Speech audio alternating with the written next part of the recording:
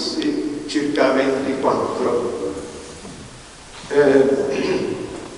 In più notiamo pure che la parte superiore è affrescata inizio 600 ed è di Antonio Ferro, un autore napoletano, che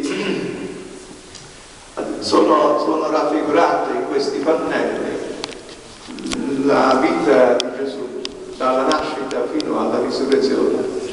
È chiamata anche la cosiddetta Bibbia dei poveri, cioè dal pulpito facevano la catechesi, poi visivamente indicavano l'argomento che avevano trattato, facendo vedere l'immagine, il quadro. La ricchezza anche dell'altare maggiore, inizio del Settecento, e l'altare policromo, chiamata il cosiddetto marmo dei poveri, cioè